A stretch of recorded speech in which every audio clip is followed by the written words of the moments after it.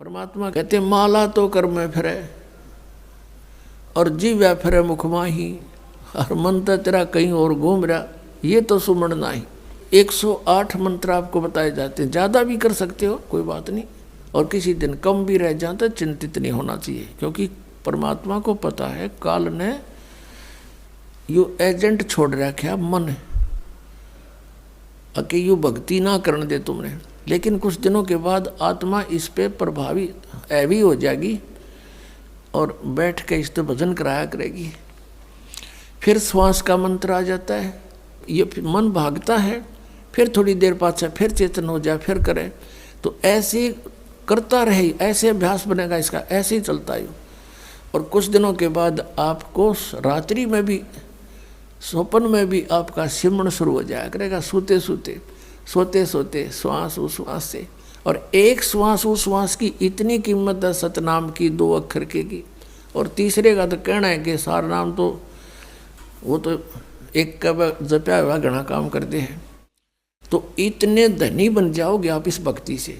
ये भक्ति और फिर आशा, आशा यहाँ के नहीं रखे, जरा अंत में आपकी इच्छा, किसी बेटे या बेटी में, कार या कोठी में, पोते या पोती में, किसी प्रकार देवता या देवती में, किसी भी सतीथि में। मान लीजिए आप वृद्ध होगे और उधर से आपकी बेटी विधवा होगी, तो आपके साथ काल ने यूँ और एक जाल कर, बेटी वही विधवा होगी जो नाम तो दूर होगी।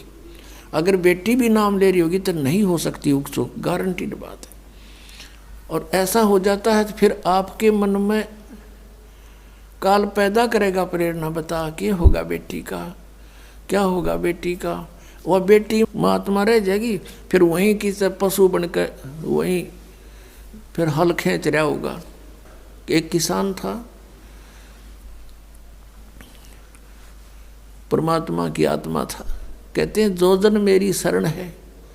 पुणात्मा आप समझोगे, क्योंकि बालक नहीं बुद्धिमान समाज है आज मानो। किसी का बालक बिगड़ जाए, बेटा या बेटी, उस माता पिता से पूछ कर देखो वो कितना दुखी रहता। सपने में भी उसको ये चिंता बनी रहती है कि किस प्रकार मेरा बच्चा फिर से लाइन पकड़ जाए, उसके लिए कितना दुखी होता है। और हम उस परम पिता के बच्चे, उसी के बेटा बेटी हम, और वो हमारे, हम कितने बिगड़ के यहाँ आगे इस काल का फंस गए। अब ये हमारी रेल बना रहा है सबकी, ब्रांड मैट्री कर रखी यहाँ पर, ले लिए टिंडिया हमने इसके साथ आकर के। लेकिन वो कहते हैं ना माता पिता बुरे नहीं हो सकते, बेटा बेटी वैसे 100 गलती करते हैं। अब उसी विधान से वो हमारा पीछे फिर रहा है। परमात्मा कहते हैं कि जो जन मेरी शरण है, एक बार भी किसी युग में ये भोली आत्मा मालिक से टच होगी, कभी उसके भेजे हुए दास से कभी उपदेश ले लिया, तो फिर वो रह भी गया यहाँ पर, फिर भी मालिक उसके पीछे पीछे फिरता, कभी इसने सद्बुद्धि आ जा, किसी प्रकार फिर से ये लाइन पकड़ दे। तो ऐसा ही एक किसान था। अब उसके पास परमात्मा गए और उसे राम रमी करी, क्योंकि पिछला संस्कार जो होता है उसमें गुण होते हैं। उस किसान ने कहा आओ महाराज, आओ बैठो, भोजन पाओ महाराज, दूध लाओ रे तेरे चाचा महाराज खातिर दूध लाओ। बहुत सेवा करी। अब परमात्मा ने कहा, भक्त कहा चौधरी साहब कुछ भक्ति भी कराया करो। बोला जी भक्ति करा हम खूब है। क्या करते हो? शिव जी भगवान का जल चढ़ा दिया और श्याम जी की पूजा करते हैं, 8 ने पूड़े तार लिया, 2 ने खीर बना ले, और कभी कभी गंगा स्नान भी करके आते हैं। तो परमात्मा लगे उन्हें समझान, काफ़ी देर तक सत्संग किया, समझाया। अब पुण्यात्मा थी, काफ़ी प्रेरित हुआ, अक महाराज बात तो सच्ची कहो तुम। कहा फिर उपदेश ले लो भाई। अकना अभी नहीं, अभी तो बालक छोटे छोटे हैं, इनको कुछ इनकी विवाह कर दूं और ये काम संभालने जोगे हो जाए महाराज जी, फिर पक्का नाम ले लूँगा। परमात्मा चले गए, साधु रूप में थे। बालक भी विवाह कर दिया बच्चों का, वो सारा कारोबार भी संभाल रहे हैं और पोता पोती भी हो रहे हैं। तब परमात्मा गए, अक भाई भगत अब तो आजा मेरी शरण में। न्यू बोला महाराज जी तू अच्छा पीछे पड़ा मेरे, छोटे छोटे पोता पोती हैं, बच्चे खेतों में काम करें, इन बालका ने कौन खिलावेगा। इब नहीं माड़े ये बालक ठीक हो जाने दे, पोते पोती माड़े बड़े हो जा थोड़े से, फिर आना। अब वो फिर गए परमात्मा, 5-7 वर्ष के बाद बूढ़े की टिकट कटी पाई, वो मर लिया। अब क्या देखा कि वही व्यक्ति अपने ही घर में बैल बनकर आ रहा है और पुत्र उसने हड़ में जोड़ रहे। वहां पहुंचे परमात्मा। अब वो बच्चे जाने थे महाराज को कि आओ महाराज जी आगे। कहा गया भाई, बोला भाई डटिए, एक दो बात कर लो तेरे पिताजी ते। वो बच्चा बोला जी पिताजी की तो मृत्यु हो ली। बोला भाई, वो परमात्मा बोले मुझे मालूम है। अब उस बैल के पास गया, कान में कुछ मंत्र से बोले। वो उसने तो मंत्र लागे थे, परमात्मा उसकी भाषा में बोल रहा था। तो बैल ने अंदर से बोल तो वो नहीं सके था, अंदर की भाषा भी जानते हैं मालिक। अब उसने कहा बाबा, परमात्मा ने कहा रहा ईब तो आ जा मेरी शरण में, तेरा यो शरीर छुटवा दूंगा यहीं पर और तुझे मनुष्य जन्म दिवा दूंगा। तेनों कह महाराज जी तू जा अपना काम करे। अब मेरी जगह पे कोई और बैल आ गया और काम ठीक ना करेगा तो मेरे बड़का का टोटा नहीं हो जाएगा। अब परमात्मा चले गए, भाई ठीक है। कुछ दिनों के बाद क्या हो गया कि वो बैल वाला शरीर भी छूटना ही था, कभी ना कभी मृत्यु होगी। फिर वो बन गया सर्प। अब सांप बन के इसको याद आती है कि कुछ पैसे जब दबा रखे हैं मैंने, धन पहले जमीन में छुपा दिया करते, चोरी के डरते हैं। चांदी के सिक्के, सोने के जेवरात, आभूषण जमीन में दाब दिया करते। बूढ़ा मर जा बतान पावे को नहीं, फिर वो सर्प बन के आया करे ना, रह गए उड़ा कहे हमारा सर्प आवे है। वो सर्प थारा है कि मैं लग गया होगा पिछला संस्कारी को, दाब रहा होगा 500-200 रुपये की तक गुण में, उन्हें ढूंढता फिर। अब वो सर्प बन के आ गया। वो जो ही सर्प बन के घर में घुसा, बच्चा ने पता लग गया, उसके मारे लठ वो डंडे डंडे मारने लगे। इतने मोरी में निकल के और बाहर उसका जंगल सा था, उसमें खिसक गया और वहाँ पड़ा पड़ा कर रहा है सांप। अच्छे डंडे लाग रहे, उसकी सांकड़ी गई टूट। तो परमात्मा आए और वहाँ बैठ के न बोले सुना भगती अब के सलाह तेरी। ने बोला जी ले लो शरण में। ने बोला वह शरण मत आया पर सांकड़ी तोड़वा का आया। तो अब परमात्मा कहते हैं जहाँ आसाता बासा हुई और मन कर्म वचन सोमरियो सोई। 8वें अध्याय के प्रथम मंत्र में गीता ज्ञानदाता से अर्जुन ने पूछा कि प्रभु आपने जो 7वें अध्याय के 29वें श्लोक में जिस तत्परम के बारे में, अध्यात्म ज्ञान के बारे में, सभी कर्मों के बारे में जो बताया है कि उसके जानने के बाद प्राणी केवल जरा और मरण से छूटने का ही प्रयत्न करता है। जरा माने बुढ़ापा और मरण माने मृत्यु। ये बुढ़ापा सबसे बड़ा कहर है इस प्राणी के ऊपर, मनुष्य के ऊपर। अपने उपतमाओं कदे बूढ़े बूढ़े घबरा जा, अब घबराइयो ना तुम, क्योंकि ईब मालिक का नाम लिए पाछे आपको इतना सारा मिलेगा। सत्कर मान लियो, आपको पता भी नहीं चलेगा ये बुढ़ापा है या आप युवा हो। दिखण में बुढ़ापा होगा लेकिन कष्ट नहीं आने देगा दाता, और थोड़ा बहुत आता है तो तुरंत ठीक करेगा। कति ये गारंटीड बात समझ लेना। इस जब पूरी मर्यादा में आप रहोगे, ध्यान से भक्ति करोगे, और वृद्ध अवस्था में आदमी घनी भक्ति करेगा। उसने तो अपना धैर्य दिखा है टाइम की भाई के बरा कब बात बन जा, और वो भक्ति खूब करता है। ये दास एक बार सत्संग कर रहा था मनोरपुर गांव में, और उनका जो पिताजी था वो था तो अच्छी आत्मा का, लेकिन वो ये ज्ञान नहीं था बेचारा किसी को भी।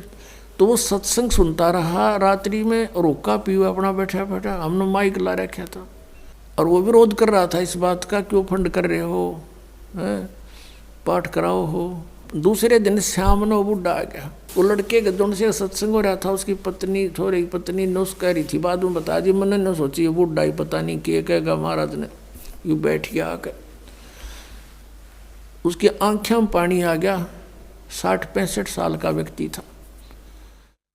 न्यू बोला जी मैंने ये बात आज तक नहीं सुनी थी जो आप ज्ञान सुना रहे थे, और मैंने तो सारा जीवन खो दिया इस धंधा पीठ कई, मेरा केरा होगा, मेरा क्या होगा अब। मैं बोला जी आप नाम ले लो और भक्ति करो, भगवान सबकी सुनता है। अब क्या भक्ति करूँगा, मेरा तो टाइम आ लिया। न्यू कह गो फिर रोन लग गया और कहता मैंने तो सारे जीवन में मेरा धंधा कराया है, खूब जमीन बना दी बच्चों के लिए, और ओक्का भी गणाए पिया करूँ, और आपने ओक्के में तो बहुत पाप बताया। माँ जी भगवान का बताया मैंने तो, इसमें बहुत गुना पाप है, शराब में, मांस में, ये तो बहुत तम्बाकू में, ये तो घोर अपराध है, चोरी ठगी जारी में। अब बोला मेरा क्या बनेगा, अब मेरा तो पेटा भरा ही को नहीं। आपने ज्ञान निशा दे दिया, ना ज्ञान था इतना तो चलो दुखी भी ना था, तो दुख भी गणा होगा। तो मैंने उसको कहा कुछ नहीं बिगड़ा आपका, आप नाम ले लो। अकीब के नाम लूँगा मैं, मेरा तो टाइम आ लिया। मैंने उसको समझा कि जैसे कुएं में बाल्टी गिरती हो, लंबी लंबी रस्सी होती थी पहले, 150 फुट के, 100 फुट के कुएं होते थे नीचे, इतना गहरा पानी होता था, और लंबी रस्सी होती थी। तो उसमें कहते हैं जब मान लो वह बाल्टी कुएं में गिरती हो, रस्सी लटकती आ रही हो, और भाग के पकड़ने की चेष्टा करे, और उसकी पूंछड़ी सी भी ठा जा end of the rope, last में उसकी वह पूंछड़ी भी ठा गई 6 इंच की भी, तो इन्होंने सोच ले सब कुछ मिल गया। और जब उसने भी छोड़ दे, गई जान दे, तो वह गई फिर तो वो तो जा ही रही है। तो वह पूंछड़ी पकड़ने के बाद पानी भी मिल रहा और बाल्टी भी आ गई, कुछ भी कौन गया। आप नाम लो, भक्ति कर, आपकी तो पूंछड़ी सी रह रही है। और इस जीवन में भक्ति पार हो जाओगे। जीवन तय थोड़ा ही भला, जब सत सुमरण हो, और लाख वर्ष का जीवना कोई लेखे धरे नहीं कोई। ये सत्कर मानना, जो बालक है वो तेने सोचे को नहीं मरा, ईसा स्मरण करें, थोड़ा करें, घना करें, फिर भी वो लाइन पकड़े हुए हैं, मर्यादा में है। और बुढ़ा आदमी तेने सोचा बेरा नहीं कदटे कट जा, दिन रात अपना भक्ति में ध्यान रखेगा, तो वह बात उसका करड़ी समझ में आएगी। और मैं बोला बात सुन ले, जब नियम में रहेगा, जितनी आयु चाहिएगा उतनी दे देगा परमात्मा। यो कबीर भगवान है, ये आयु बढ़ा देता भगवान की। तो जो बोला जी फिर तो नाम दे दो। मैं बोला हुक्का नहीं पीऊँगा, आज जब फोड़ दूंगा इस हुक्के ने। उसी दिन तो परित्याग कर दिया और भक्ति करी। 10 साल और जिया वो बुढ़ा, 75 साल की उम्र में आराम तो मृत्यु होगी।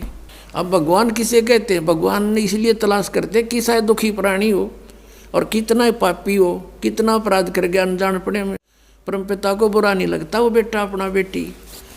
अब परमात्मा कहते हैं शरण पड़े को गुरु संभाले, और जान का बालक भोला रे, कहे कबीर तुम चरण चित राखो, जो सुई में डोरा रे। अपने गुरुदेव के प्रति इतना लगाव रखो अटूट, जैसे सुई में धागा डाल दिया जाता है तो उससे दूर नहीं हो सकता, वो लटकता ही रहता है साथ के साथ। तो ऐसे आप ये मर्यादा, ऐसा लगाव अपने गुरु जी से रखना पड़ेगा। और फिर कहते हैं शरण पड़े को गुरु संभाले, जान के बालक भोला रे।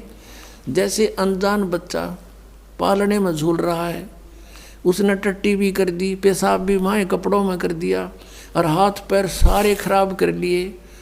अब माँ आती है, वो देखती है कि तो सारा काम बिगाड़ रखा है, उसने वो बेटा या बेटी बुरा नहीं लगता, उसको पता है कि बालक से इसको पता नहीं। उन्हें नवावेगी, धोएगी, कपड़े धोकर सुखावेगी, फिर उन्हें दूध पियावेगी, सीने तो लगावेगी, प्यार करेगी। तो ऐसे ही परमात्मा को जानो तुम, सतकर मानना ये कबीर हमारा भगवान है, ये परम पूज्य परमात्मा कबीर देव, ये हमारे पिता है, ये हमारी माता है, यही हमारा सच्चा साथी है। तुमेव माता च पिता, तुमेव बंधु च सखा, तुमेव विद्या च द्रविण, तुमेव सर्व मम देव देव, ये वो परमात्मा है। अब इस परमात्मा को आप आज इसे दिखाई दो, जैसा मानो वो बालक टट्टी पेशाब करके पालने में पड़ा है। आपको पता है ये ज्ञान को ना, इसलिए ये बुराई कर गए, इतना पाप इकट्ठा कर लिया। अब ये सारे सने पड़े हैं अड़ंगे में, ये कर्मों से, पापों से।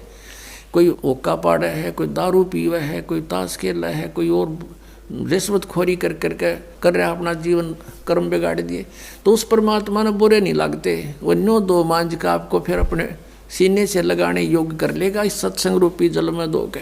तो हमने परमात्मा कहते हैं जहाँ आशा ता बासा हुई और मन कर्म वचन सुमरियो सोई। गीता जी अध्याय नंबर 7 के श्लोक नंबर 29 का हवाला दे करके अर्जुन ने पूछा 8वें अध्याय के प्रथम मंत्र में कि हे प्रभु, आपने जो 7वें अध्याय के 29वें श्लोक में जिस तत्ब्रह्म और सारे अध्यात्म और सब कर्मों से परिचित प्राणी को के विषय में कहा कि वो केवल जरा और मरण से छूटने का ही प्रयत्न करता है, बुढ़ापे और मृत्यु से, तो वो तत्ब्रह्म क्या है और क्या है वो अध्यात्म और क्या है वो कर्म। अब अध्यात्म और वो कर्म क्या है और वो तत्ब्रह्म क्या है, वैसे तो उसने फैसला ही कर रखा है कि उसके बारे में अगर कंप्लीट नॉलेज चाहिए, स्पिरिचुअल नॉलेज, 4 अध्याय के 34वें श्लोक में, तो उन तत्वदर्शी संतों से मिलो और वो तत्व ज्ञान बताएंगे। वो तत्व ज्ञान कौन सा है? 4 अध्याय के 32वें श्लोक में कि वो सच्चिदानंद घन ब्रह्म, ब्रह्मणे मुखे, सच्चिदानंद घन ब्रह्म ने अपने मुख से बोलकर यथार्थ रूप में वो ज्ञान विस्तार से बताया है, अनुष्ठानों का, यज्ञों का, वो तत्व ज्ञान है। उसको तत्वदर्शी संत जानते, मैं नहीं जानता। फिर भी उसने कुछ हिंट दिया है 8वें अध्याय के एक मंत्र का उत्तर 8वें अध्याय के 3रे मंत्र में श्लोक में दिया गीता जी में कि वो परम अक्षर ब्रह्म है। अब जहाँ आशा ताबासा हुई, परमात्मा का ये सूक्ष्म वेद का मंत्र है, जहाँ आशा ताबासा हुई और मन कर्म वचन सुमरियो सोई। अब 8वें अध्याय के 5 और 7 में, 8वें अध्याय के 6ठे श्लोक में गीता ज्ञानदाता कहता है कि एक नियम है, अंत समय में जो जिस भी इष्ट में भावित रहता है, जिस भी इष्ट की भक्ति करता हुआ और उसी में आश्रित रहता है, तो वो उसी को प्राप्त होता है। जहाँ आशा तहाँ बासा हुई और मन कर्म वचन सुमरियो सोई, ये परमात्मा बता रहे हैं। अब ये गीता ज्ञानदाता कहता है कि मेरा सिमरण करना तो 8वें अध्याय के 13वें श्लोक में बता दिया, मुझ ब्रह्म का एक अक्षर ओनली ओम है, नथिंग एल्स। ना युरा देरा देश्याम मिला दे, ना एवे नमः, ना ओम नमः भागवते वसुदेव, ना ये ओम नमः शिवाय, ये कोई मंत्र नहीं है, ये मोक्ष के नहीं है। शास्त्र विधि त्याग का मनमाना आचरण है।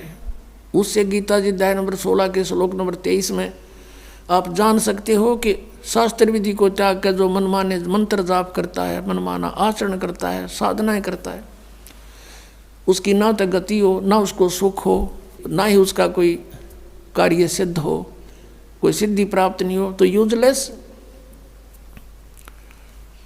तो यहाँ 8वें अध्याय के 5 और 7 में गीता ज्ञानदाता कहता है मेरी भक्ति कर, मुझे प्राप्त होगा। लेकिन यहाँ शांति नहीं हो सकती, युद्ध करना पड़ेगा।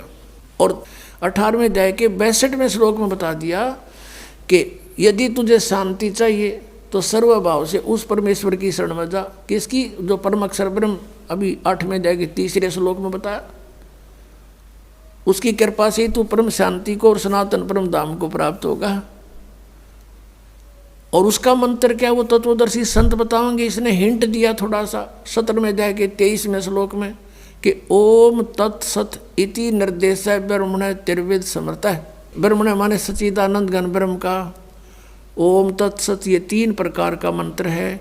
इसका निर्देश है, निर्देश में कोई और अग्रम अग्रम खत्म हो जाती है, फाइनल डायरेक्शन है, नथिंग एल्स।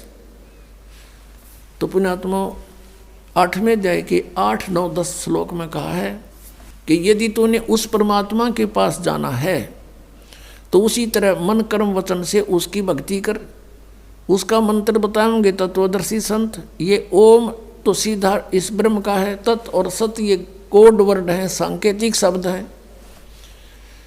ये दास बताओगा आपको। इस पृथ्वी पर इस दास के अतिरिक्त इस खजाने का धनी कोई नहीं है, ये सत्कर मान लेना। अब यहाँ दास ने ये धनी शब्द गलत बोल दिया। ये दास तो नौकर है, धनी तो कबीर परमात्मा है। उस परमेश्वर ने अपने नौकर को ये खजाने की चाबी दे दी, खोल और बांट दे अपने बहन भाइयों में।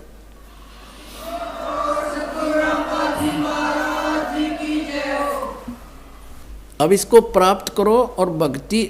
अब जैसे वहाँ कैसे जाया जाएगा, आशा भी वहाँ की हो कि नहीं, ये मन मान लो।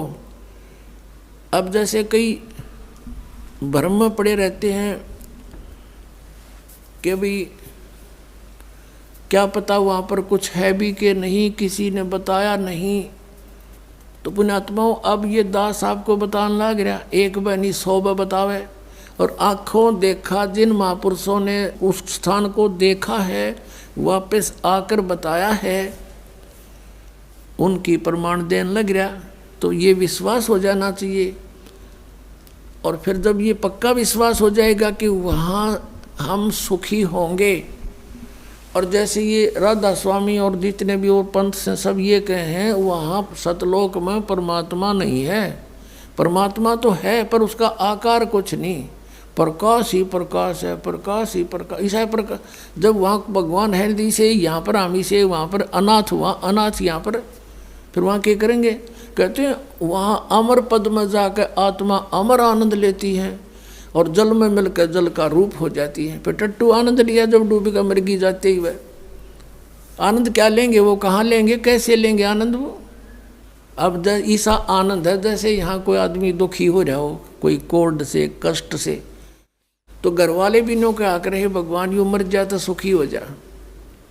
और मेरे पास हो गया सुखी, फिर गधा बन गया, बता के सुख होया उसने। तो ऐसी थ्योरी इन पंथों वाले की हैं जो भगवान को निराकार प्रकाश प्रकाश बता रहे हैं और उसमें डूब के मरने की सलाह दे रहे हैं। तो क्या रुचि बनेगी वहाँ जाने की? बन सके किसी की? वो बनावटी बातें हैं ये। वो झुंड के झुंड इकट्ठे हो रहे हैं क्योंकि आत्मा भगवान बना रह नहीं सकती। वो इसलिए सोच रही है शायद ये कह रहे सच्ची ये बात होंगी, पर वहाँ जान की नीत किसी की कोई ना, और साधन नहीं वहाँ पर जाने के। तो ये साधन हैं, ये मंत्र हैं, ये सब प्रमाणित हैं, शब्द सदग्रंथों में लिखे हुए हैं, शास्त्र अनुकूल साधना है। और जिन महापुरुषों ने भगवान की भक्ति करी उन्होंने भी यही मंत्र जाप किए। तो आपको भक्ति भक्ति करना शेष रह गया, ये अग्रम अग्रम खत्म होगी, शंका खत्म होगी आपकी। और जब तक शंका समाप्त नहीं होती हम भक्ति कर ही नहीं सकते। तो इस प्रकार वहाँ की कति पक्की आशा ला लो, यहाँ तो मृत्यु होगी, दोबारा जन्म हो गया तो वह बिरन मट्टी फिर शुरू, विवाह हो गया, रोजी रोटी की चिंता ना बनी तक कोई बालक मर गया, कोई बच गया, और फिर बुढ़ापा, फिर मृत्यु, फिर पशु पक्षियों की योनियों में धक्के खाने पड़ेंगे। तो इस तरह सारा प्लस माइनस करके और फाइनल फैसला कर ले प्राणी, ये भगवान यहाँ जन्म ना दियो, चाहे हमने तो राष्ट्रपति बनाता हुआ हमने इसकी जरूरत है। इंद्र दा राज काग दा बेस्टा ना भोगा इंद्राणी नू, ऐसी आस्था बन जाए। इंद्र का राज भी काग का भी ईंट। यहाँ किसी भी पद पोस्ट की इच्छा मत करना। ठीक है कोई सर्विस कर रहा है वो तो अलग बात है, प्रमोशन हुआ तो हुआ, नहीं तो इस बात की आशा नहीं करे कि मैं बहुत बड़ा अधिकारी बनूं जब व्यापार पड़े। जहाँ रखे भगवान उसी तरह रहे, और अलग से किसी भी पद की ट्राई नहीं करे। किसी सरपंच की, मेंबर की, एमएलए एमपी चेयरमैन की, मुख्यमंत्री मंत्री प्रधानमंत्री की, ये आपका सबसे बड़ा शत्रु हो जाएगा। इधर झांखे भी नहीं, अपना पीछा छुटवाने की सोचा पुण्यात्मा। इंद्र दा राज काग दा बेस्टा, हम तो यहाँ एक छोटे मोटे क्षेत्र में कोई मंत्री प्रधानमंत्री बन के सोचा पता नहीं के बन गए, और अपने ही पुण्य नाश करने। परमात्मा के स्वर्ग को जो सबसे उत्तम मानते थे, स्वर्ग को, उस स्वर्ग का राजा, वो राज की पदवी भी हमारे लिए तो उस सतलोक के सुख की तुलना में काग की बीट है, काग की टट्टी समझो। तो वो कैसा होगा वो लोग, ये समझ लो जैसे हलवे की तुलना में तम्बाकू कूट रखा हो। अब तम्बाकू कोई खा सके, कोई गणा निकम्मा खागा तम्बाकू ने, और हलवा किसी ने दर्द जी सा जा, बूढ़ा भी खा जा बिना दांताड़ा, और वो टेस्ट लगे। तो कहने का भाव ये है कि वो स्थान और यहाँ के सुख, इतनी तुलना समझ लेना। अब परमात्मा आए थे 600 वर्ष पहले, कबीर भगवान सतलोक से चलकर सह शरीर आए थे। पुणात्माओं, आज फागुन सुदी द्वादशी, ये वो शुभ दिन है जिस दिन परमात्मा अपने लीला अनुसार अपने गुणों के आधार से जो लीला करता है, वही लीला करते हुए सतलोक से चलकर आए थे। सतलोक से चलकर आए थे एक साधु रूप बना के। परमात्मा पूरे विश्व की, पूरे ब्रह्मांडों की 3 प्रकार के शरीर धारण करके सबकी देखभाल करता है, सबको संभालता है, केयर टेक करता है। एक रूप में तो वो स्थिर रहते हैं वहाँ सतलोक के अंदर। उनका करोड़ सूर्य मिला दे, करोड़ चंद्रमा, इतना एक रोमकूप की शोभा है। शरीर है, मनुष्य सदृश है, नर आकार है। और दूसरे में प्रत्येक युग में एक लीला करते हैं, बालक रूप धारण करके आते हैं और कमल के फूल पर जल में विराजमान होते हैं, इसलिए उनको नारायण भी कहते हैं। नारायण वही है असली में। नार माने जल, आयन माने विश्राम करने वाला। जल के ऊपर आके अवतरित होने वाले को नारायण कहते हैं। वैसे तो एक का है प्रभुत है, बाकी ये छोटे सारे भगवान इन प्रभु के हैं, लेकिन वास्तव प्रभु वही है। नारायण वह है। ये प्रत्येक युग में ऐसी लीला करता है। और पूर्व निर्धारित संस्कारी जो हंस होते हैं वो उन्हीं को मिलता है, उठा ले जाते हैं, लीला होती है। वो कुंवारी गाय का दूध पीता और कुछ अन्न नहीं खाता, ना कुछ दूसरा दूध पीता, कुंवारी गाय का दूध पीता है, ये लीला करता है। और यही वेद बताते हैं, और यही परमात्मा कबीर जी ने भी इसी युग में करके प्रमाण दे रखा है। तो वो दूसरी प्रकार का शरीर है। और तीसरी प्रकार का जो शरीर परमात्मा धारण करता है वो जिंदा यानी एक साधु रूप में आता है।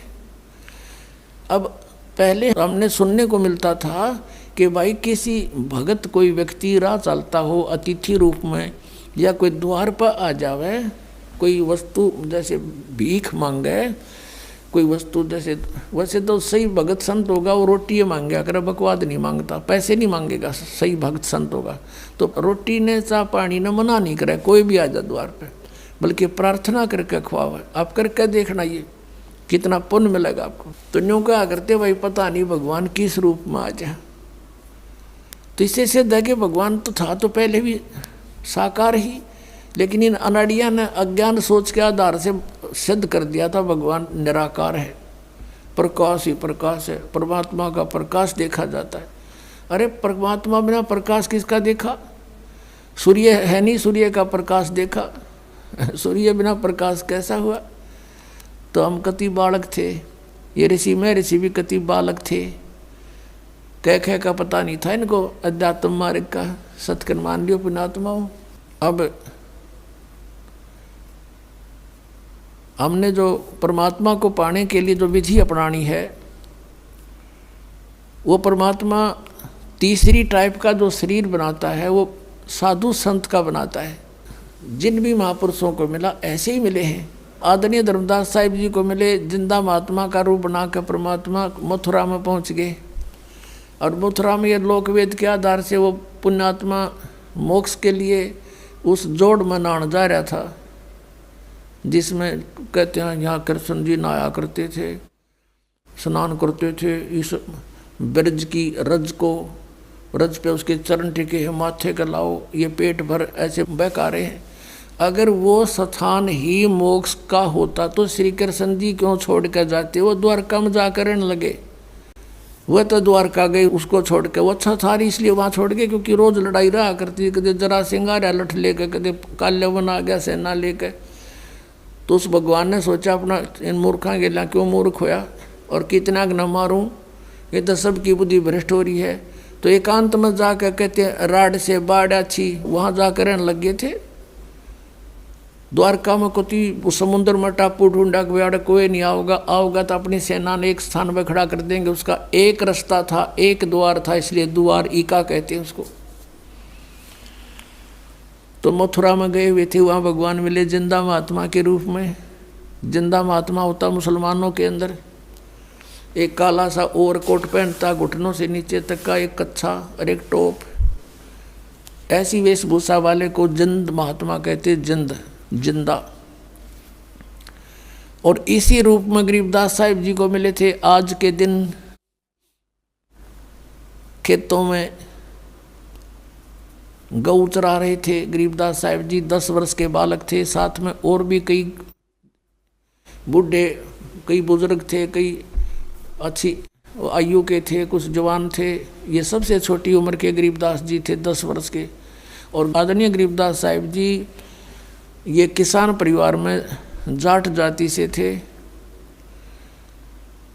और वहाँ छुडानी में इनके नानके थे, इनके कोई मामा नहीं था गरीबदास जी के, जिस कारण से इनके पिताजी को वहाँ घर जमाई रखा गया था। ये मूल गांव इनका करौथा गांव है, रोहतक जिला में, जहाँ अपना आश्रम है। तो वहाँ ये वहीं जन्म हुआ था इनका। 10-12 वर्ष वहाँ रहते हुए हो गए थे इनके माता पिता को।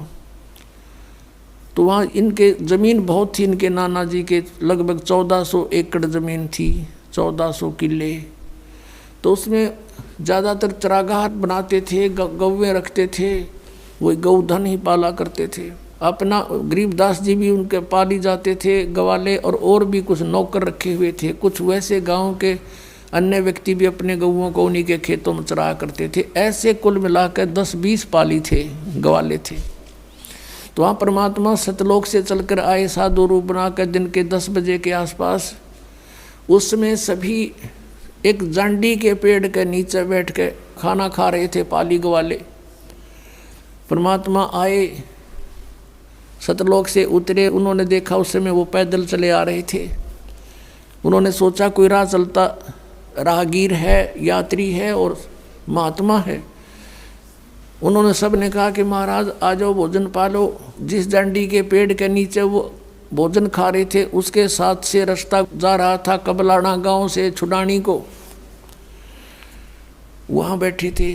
उन्होंने कहा आओ महाराज भोजन पाओ। परमात्मा ने कहा भोजन तो भाई मैं खा के आया हूँ अपने गांव से। आपका गांव कहाँ है?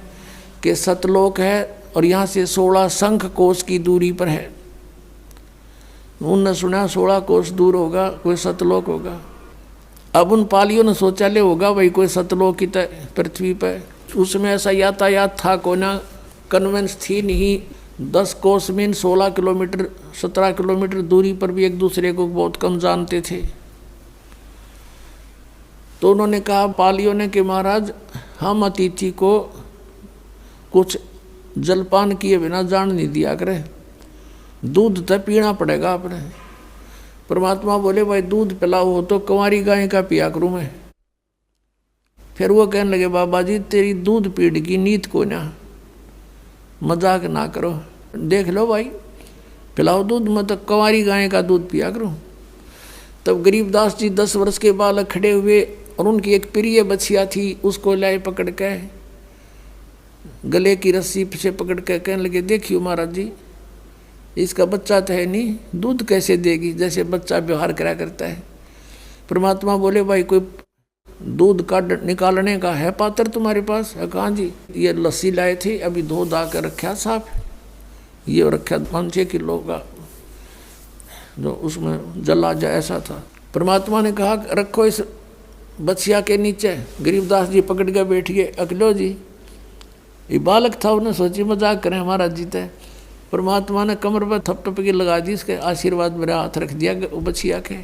लंबे लंबे स्वतन हो गए और अपने आप दूध की धार बहगी, पात्र भरते ही बंद हो गया। बोलो सतगुरुदेव।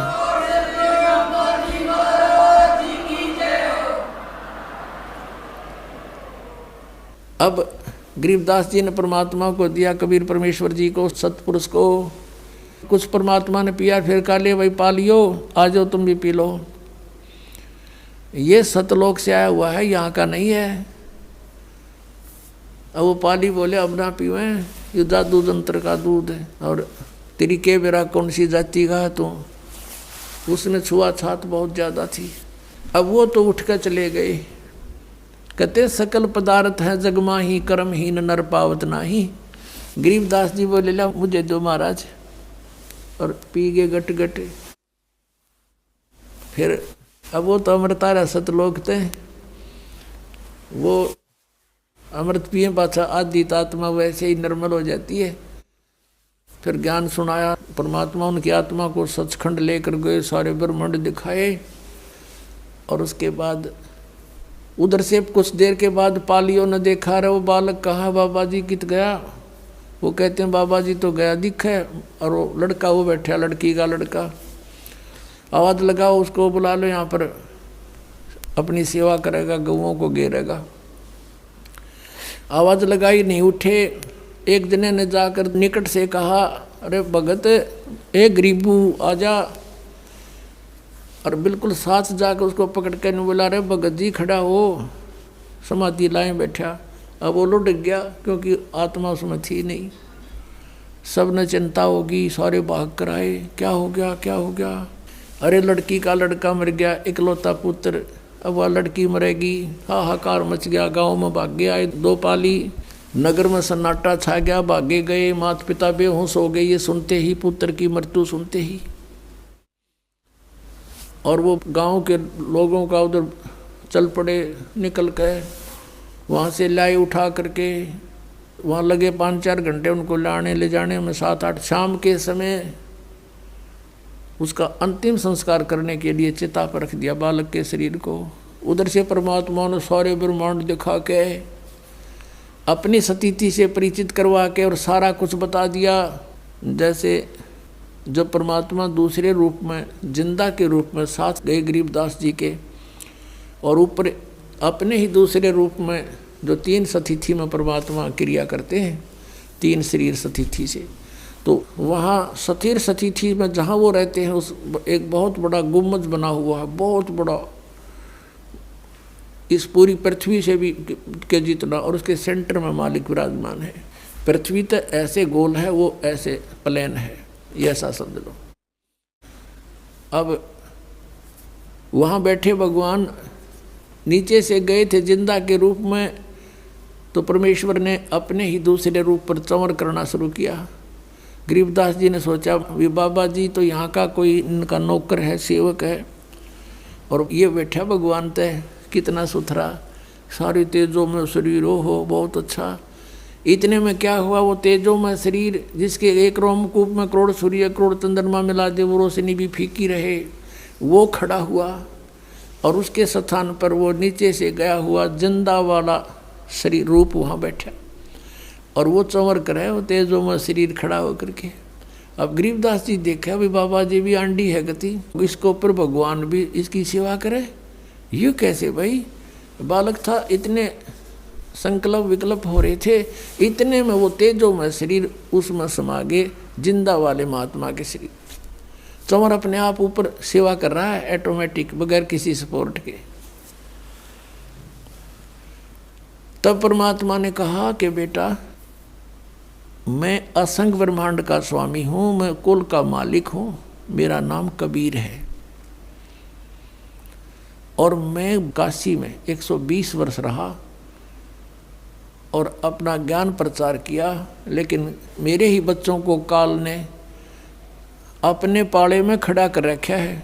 किसी को तो ब्राह्मण बना दिया, किसी को मुल्ला काजी बना दिया हैं, और किसी को ऋषि मंडलेश्वर झूठे पद दे के ये मेरे दुश्मन बना दिए बेटा, मेरे ही बच्चों को। और फिर गरीबदास जी ने कहा महाराज जी मैंने यहीं रख लो, क्योंकि मालिक ने बताया कोट जन्म तन भ्रमत हो गए, कुछ नहीं हाथ लग रहे, सारी सृष्टि रचना सुनाई, और तुम यहाँ रहा करते। देखो गरीबदास ये सारे मकान खाली पड़े, वो जितने वहाँ धक्के खाते अंडे एक एक झोंपड़ी में गुजारा कर रहे हैं, और यहाँ इनके ये सब मकान खाली पड़े हैं। तब गरीबदास जी ने कहा परमात्मा मुझे यहीं रख लो, मुझे ना भेजो, यहाँ तो बड़ा आनंद है, बड़े ठाठ हैं सारे। तो परमात्मा ने कहा तूने जाना पड़ेगा, क्योंकि तुम यहाँ से जब आप गए थे सब भक्ति से परिपूर्ण थे, आप फुल चार्ज थे। अब तुम सारे की बैटरी डाउन हो रही है, अब ये भक्ति का सतनाम मंत्र दूंगा मैं, और इससे तुम फिर दोबारा भक्ति करो और शीघ्र चार्ज हो जाओगे मिनटों में। ये तो इतना गजब का मंत्र है, आज तक किसी को मिला है को नहीं। और अगर मान ले कोई नकली किसी से लेकर जाप बिकना तो ये काम नहीं करे, क्योंकि अधिकारी बिना इसका काम हो ही नहीं सकता, ये आध्यात्मिक मार्ग है। तो अब तुम जाओ और अपने भाई बहनों को समझाओ जाके, तेरा परम कर्तव्य बनता है भाई बच्चा कि सबके अंधेरा हटा दे, सबको समझा दे। और उनको फिर गरीबदास जी ने कहा भगवान वहाँ तो बहुत गुंडा लोग, तो डर लगने लग गया हमें उस गंदे लोग थे। अब वहाँ जाने के बाद अपने माता पिता, भाई बहन, आने वाले पुत्र पुत्रियाँ, उन सब का ज्ञान होता है कि ये कैसे हमारे साथ जुड़े हैं। कभी कोई कुछ था, कभी मैंने उसका ऐसा लिया था, उसका आज देने आ रहा है, वो सारा ज्ञान हो जाता है। तब यहाँ रुचि ना बनती आत्मा की। बहुत कुछ कहा गरीबदास ने कि भगवान वहाँ तो कभी सारा झूठा जुगाड़ है, रख लो मेरे दाता। परमात्मा ने कहा बेटा ऐसे नहीं रखा जा सकता, आप जाओ स्वयं भी भक्ति करो। ये भगवान वहाँ भक्ति काल हमें कर नहीं देगा। ये तो बैठा देख कसाई वहाँ से दिखे ना रहा, 1 लाख मानुष शरीरधारी प्राणियों को नित खाता है, और यहाँ पर सबकी रेल बना रखी है। 1 मिनट की फुर्सत नहीं, एक पेट के लिए सारा दिन धक्के खा के करोड़ों पाप करके इंसान शाम को विश्राम करता है।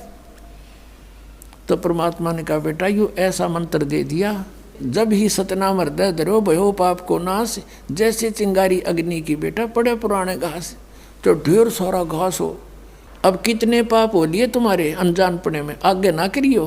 तो जानबूझ के गलती करे वो तो फिर पट्टिया करे। और फिर ऐसा मंत्र है जो आग लगा देगा, सारे संचित कर्मा का भी नाश करेगा, प्रारब्ध वालों का भी करेगा बेटा, और भविष्य में आप करोगे नहीं। और जैसे आपके कर्तव्य कर्म में, आपके प्रतिदिन के कर्म में जो पाप होते हैं वो तो आप पर लागू नहीं होंगे। और फिर ये मंत्र दे दिया, ये साथ के साथ साबुन और पानी का काम करेगा, जल का। जैसे कपड़ा डेली पहनते हो मैला हो जाता है, साबुन और जल से साफ करो, वैसा ही फिर हो जाएगा। तो ये साधनाएं आपको ऐसी दी जाएंगी, आपका यो आत्मा निर्मल बना रहेगा और पिछले मैल उतर जाएंगे। आगे इसने रोज धोइयो, साधना करते रहना। तो बहुत कुछ समझाया फिर गरीबदास जी ने कहा परमात्मा मेरे साथ रहना। अग बेटा कोई बात है, भगत के मैं साथ नहीं रहूँगा तो काल तो उसको सबसे पहले मार डालेगा। तो ये सब कह समझा के और भेज दिया वापस। उधर से चिता पर रखा हुआ था अंतिम संस्कार करने के लिए। जो ही परमात्मा ने आत्मा को दोबारा प्रवेश किया, वो बंधन जो ऊपर बांध रखे थे वो अपने आप टूट गए। हलचल हुई, शरीर में खड़ा हुआ, और जो देखा हुआ था वो लोग, वो वाणी मालिक ने गरीबदास जी के हृदय में अपना वो ज्ञान दोबारा फीड कर दिया। क्योंकि दाता को पता था कि काल के दूत मेरे मार्ग में आएंगे, मेरे ज्ञान को कुछ बिगाड़ देंगे, कबीर सागर वाले को। उसकी पूर्ति गरीबदास जी के द्वारा करवा दी परमात्मा ने। और कबीर सागर में लिख रखा है कि 12वां पंथ आओगा जो गरीबदास जी का, संवत 1774 में मेरी वाणी फिर प्रगट होएगी, मेरी महिमा। और फिर उस 12वें पंथ में, ये 12 पंथ तक तो ऐसे ही है, ये भक्ति नहीं कर सकते क्योंकि इनका समझ ना हो या कहानी। 12वें पंथ में फिर आगे चल के हम आएंगे और सब पंथों को मिटाकर एक ही पंथ चलाएंगे।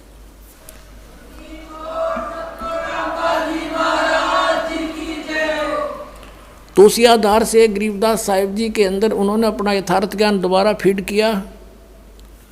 उन्होंने वो वाणी बोली, और एक गोपाल दास नाम के दादूपंथी एक भक्त ने, एक साधु ने वो लिपिबद्ध की, वो जो आज हमारे पास उपलब्ध है। अपनात्माओं परमात्मा आए थे 600 वर्ष पहले। उन्होंने जो लीलाएं की थी वो गरीबदास साहिब जी ने पुनः वैसे ही चित्रण की जैसे तुलसीदास जी हुए हैं, जो भगवान विष्णु के उपासक थे। उन्होंने श्री रामचंद्र जी की जीवनी रामायण जो कहलाती है, वो लाखों वर्ष पहले जो भी घटना घटी थी, अब कलयुग के अंदर अपनी दिव्य दृष्टि से देखकर अपनी लैंग्वेज में, अपनी भाषा में, चौपाइयों में, संत भाषा में दोबारा ज्यों की त्यों लिपिबद्ध कर दी। वह सही है, उसी को आज मान्य, वही मान्य है पूरे हिंदू समाज को, वही पढ़ रहे हैं। ऐसे ही आदरणीय गरीबदास साहिब जी को भी परमात्मा ने या दिव्य दृष्टि दी थी। अब इस दिव्य दृष्टि की भी रेंज होती है, जैसे सूक्ष्मदर्शी होती है, दूरबीन होती है, उसकी भी अक्षमता होती है, रेंज होती है। कोई तो देखे 1 किलोमीटर तक, और एक देख ले आसमान में करोड़ों किलोमीटर तक का हिसाब किताब सारा जुगाड़ लिया हुआ है। ऐसे गरीबदास साहिब जी की जो दिव्य दृष्टि थी वह इन सब से स्ट्रॉन्ग थी। तो गरीबदास साहिब ने वैसे ही कबीर परमेश्वर की महिमा अपने कर कमलों द्वारा अपने मुखारविंद से उच्चारण की और गोपाल दास ने लिपिबद्ध की। अब परमात्मा ने हमें क्या बताया? अगम निगम को खोज ले बुद्धि विवेक विचारे, उदय अस्त का राज मिले तो बिन नाम बेगारे। अब यहाँ से मन हटाने के लिए यू ज्ञान आधार बनाना पड़ेगा आपने। कहते हैं परमात्मा, गरीबदास साहिब कह रहे हैं, भगवान ने ऐसा बताया है कि जैसे तुम कुछ भविष्य का अगम निगम भविष्य के विचार करो और बुद्धि से सोचो थोड़ा सा कि उदय अस्त का राज मिले तो बिन नाम बेगार। बेगार किसे कहते हैं ये थोड़ा डिफाइन करते हैं। पहले समय में हम छोटे छोटे थे तब हमारे गांव से लाखन माजरा गांव तक ये 3 व्हीलर आया करता। पहले ये पेट्रोल के चाले थे, ये बड़े बड़े, और 2-3 चला करते थे। तो उनमें से एक ना आया एक दिन, दूसरे साथियों ने भी और भी पूछा, यात्रियों ने, कल क्या बात हुई नहीं आए? वो कह रहा था कल मैं बेगार में फंस गया। बेगार क्या थी कि पुलिस वाले पकड़ ले जाया करते इनको, पर इनके पास कन्वेंस थे नहीं। कहीं रेड लगानी होती, कोई पकड़ना होता, किसी के छापे मारने होते तो किसी भी व्हीकल वाले को पकड़ ले जाते।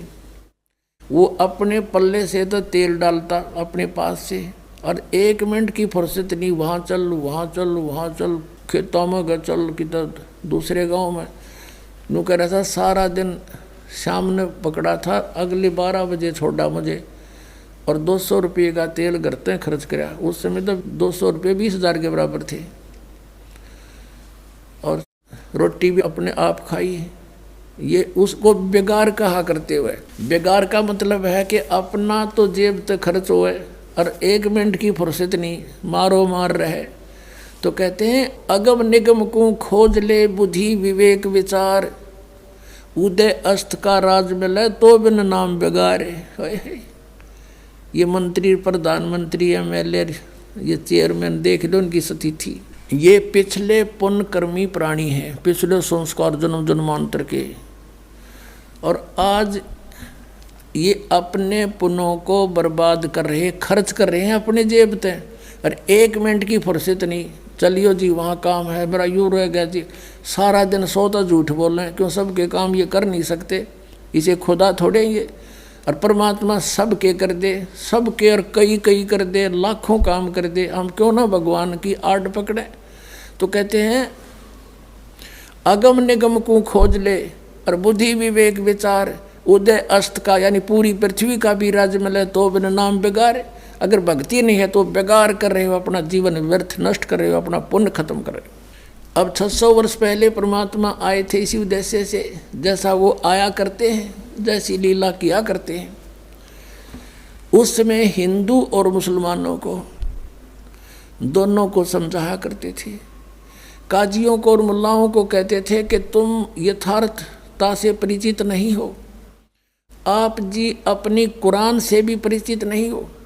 और हिंदुओं के गुरु ऋषि महर्षि मंडलेश्वर ब्राह्मणों को कहा करते थे कि तुम लोक वेद सुना रहे हो, तुम भ्रमित कर रहे हो, शास्त्र विरुद्ध साधना करवा रहे हो, इनका जीवन नाश कर रहे हो, तुम इनको भूत पुजवा कर भूत बनवा रहे हो, तुम अपने ग्रंथों से भी आप परिचित नहीं हो। पुणात्माओं, जैसे मुसलमानों को ये अपना भ्रम है कि हम सही साधना कर रहे हैं, और वो हिंदुओं को मुसलमान ज़बरदस्ती भी बनाया करते थे, ज्ञान से भी कोशिश करते थे किसी तरह ये हमारे मार्ग को स्वीकार करें, हमारा श्रेष्ठ मार्ग है। और ये सोचा करते थे कि ये अन्य देवताओं की पूजा करते हैं, अन्य फरिश्तों की, और इनको इनसे कुछ लाभ नहीं होना, और हम जो साधना करते हैं वो भगवान की करते हैं, अल्लाह की, और उसकी साधना से सभी सुख होते हैं। इस उद्देश्य से मुसलमान बनाना शुरू किया था कि इनका कल्याण हो जाएगा। अब पुण्यात्माओं, अब कुरान शरीफ के अंदर सूरत फुरकानी है, उसका नंबर 25 है, और आयत नंबर 52 से लेकर 59 में जिस अल्लाह ने कुरान शरीफ का ज्ञान दिया वो मुसलमानों का गॉड है, वो उनका अल्लाह है, उनका परमात्मा है। और वो कह रहा है किसको? हजरत मोहम्मद को, कि हे मोहम्मद, हे नबी, तू इन काफिरों का कहा ना मानना। काफिर कौन? जो कबीर परमात्मा को नहीं मानते, वो कबीर परमात्मा को नहीं मानते। और मैं तुझे इन कुरान शरीफ के अंदर जो गाइडलाइन दे रहा हूँ, हिदायत दे रहा हूँ, इनको तू पक्का मानना और इनके साथ संघर्ष करना। कबीर के लिए, कबीर इज गॉड, अल्लाहू अकबर। जिहाद का मतलब लट्ठम लट्ठा होना नहीं।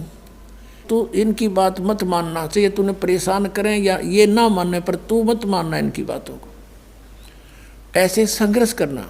और कबीर परमात्मा है ये मानते नहीं, तो इनकी बातों में मत आना। और ये कबीर वही है परमात्मा जिसने सारे ब्रह्मांडों की रचना की है, और ये पाप नाशक है, अपने बंदों के गुनाहों को खूब अच्छी तरह समझता है और उनके पाप नाश करता है। और ये परमात्मा वही है जिसने 6 दिन में सृष्टि रची और 7वां दिन तख्त पर जा बैठा। और उसकी खबर किसी बाखबर से पूछ देखो। कुरान शरीफ सूरत फुरकानी 25 और आयत नंबर ये 59 में लिखा है कि वो परमात्मा 6 दिन में सृष्टि रच कर कबीर और वो तख्त पर विराजमान हो गया। वो अल्लाहू अकबर है, वो अल्लाह कबीर है। उसकी खबर किसी बाखबर से पूछो।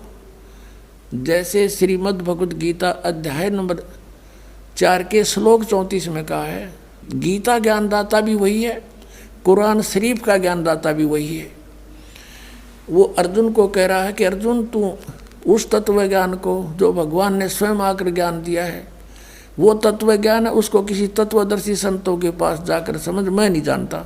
और यही कुरान शरीफ बोलने वाला मुसलमानों वाला अल्लाह कह रहा है कि उस कबीर नामक अल्लाह की, उस अल्लाहू अकबर की खबर किसी बाखबर से पूछ देखो। तो इसका मतलब है कुरान शरीफ का ज्ञान देने वाला अल्लाह भी उससे बेखबर है, उसका खबर नहीं है उसको। तो वो कंप्लीट नॉलेज कैसे होगा? जो मुसलमान ये सोचा करते हैं हमारा सुप्रीम साधना है, तो अब है ये सब की सुप्रीम साधना जो दास आपको बता रहा है, और इसके करने से सबका मोक्ष होगा। उस समय इन बातों का दुख माना किसने? उन नकली गुरुओं, काजी और मुल्लाओं ने और ब्राह्मणों ने। परमात्मा उनको समझाया करते थे, सभी को अलग अलग से बताते थे, समझाते थे। क्या कहा करते थे कि नबी मोहम्मद नमस्कार है, राम रसूल कहाया, 1,80,000 को सौगंध जिन नहीं करद चलाया। कबीर परमात्मा कहा करते थे कि तुम जिन महापुरुषों का नाम लेकर मांस खाते हो, गायें काटते हो, हत्याएं करते हो, मुर्गा काटते हो, बकरा काटते हो, भगवान ने कितना अच्छा आपको आहार दे रखा, काजू किस्मत सेब संतरे, और नहीं तो ये बाजरा ज्वार गेहूँ चने चावल कुछ भी खाओ, ये अड़ंगा क्यों खाते हो? तुम्हारे नबी ने, हजरत मोहम्मद ने कभी किसी की हिंसा नहीं की। कहते हैं वो तो आदरणीय महापुरुष थे। नबी मोहम्मद नमस्कार है, राम रसूल कहाया, और 1,80,000 को सौगंध जिन नहीं कर चलाया। हजरत मोहम्मद जी के 1,80,000 अनुयायी हुए थे जो कति पाक साफ थे, वो ब्याज तक भी नहीं लेते थे, जिहाद संघर्ष नहीं करते थे, किसी का कत्ल करना भी महापाप मानते थे। वो तो ऐसे महापुरुष थे। कहते हैं अरस कुरस पर अल्लाह तकत है, अरस कुरस पर आसमान के ऊपर अंतिम छोर पे अरस कुरस पर अल्लाह तकत है, भगवान का सिंहासन है, और खालिक बिन नहीं खाली, और वह पैगंबर पाक पुरुष थे साहिब के अब्दाली। जिन महापुरुषों की तुम आड़ लेकर दुनिया को भ्रमित कर रहे हो, मांस खिला रहे हो, पाप के भागी बना रहे हो, उन्होंने कभी मांस छुआ नहीं। कहते हैं हम मोहम्मद को वहाँ ले गए हो, कबीर साहब मिले थे उस प्यारी आत्मा हजरत मोहम्मद को, और उनको यहाँ एक मिनी सतलोक है परमात्मा का अलग से, जैसे राजदूत भवन होता है, तो वहाँ लेकर गए थे। तो वहाँ इसलिए रखते हैं जैसे जो आत्मा है यहाँ से ले गए वहाँ रख ली, अरे भी ये आ गया भक्ति युग, अब उसको जन्म दे देते हैं परमात्मा। अब ये छोटे छोटे बच्चे आने लग रहे, बहुत पुण्यकर्मी प्राणी है जिनका आँखें आड़ा खुला आकर के, ये हंस है, वो परमात्मा ने स्टॉक रखा यहाँ पर इस युग के लिए, इस समय के लिए। तो वहाँ ये कहते हैं इच्छा रूपी वहाँ नहीं रहे हो, उल्ट मोहम्मद महल पठाया, इस शरीर में वापस भेज दिया। और गुज बीरज एक कलमा लाया, कहते हैं उसने रोजा बंग नमाज दे रे, बिस्मल की नहीं बात कही रे।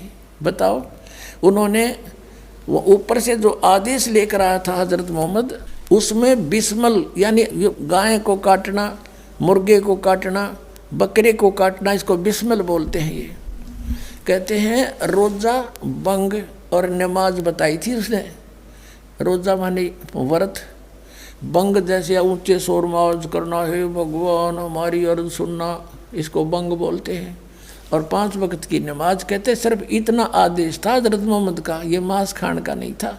ये तो बाद में किसी फरिश्ते ने किसी में प्रवेश करके ये बकवाद गढ़ रखी है, उसने कभी नहीं कहा। जैसे हिंदू धर्म में कहीं देखिए किसी में भूत प्रवेश हो कहने का मैं बहरो बोलूँ हूँ, बकरा बनाओ, दारू पिलाओ, अब उसने शराब पिलावें और बकरा काटें, तो पाप शुरू करवा दिया। उस नालायक आत्मा जो भ्रमित है, भूत, उसने नाश करवा दिया। ऐसे ही वहाँ अगर कहीं मांस खाने का प्रावधान है तो उन महापुरुषों का नहीं है, ये किसी का।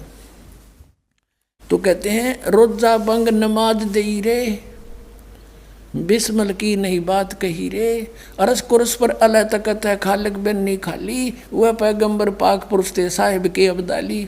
वो पवित्र आत्माएं परमात्मा के कृपा पात्र थे, वो परमात्मा के रसूल यानी पैगंबर बनकर आए थे। और उन्होंने ऐसा जुल्म करने को नहीं कहा जो तुम आज मन गढ़ंत कर रहे हो।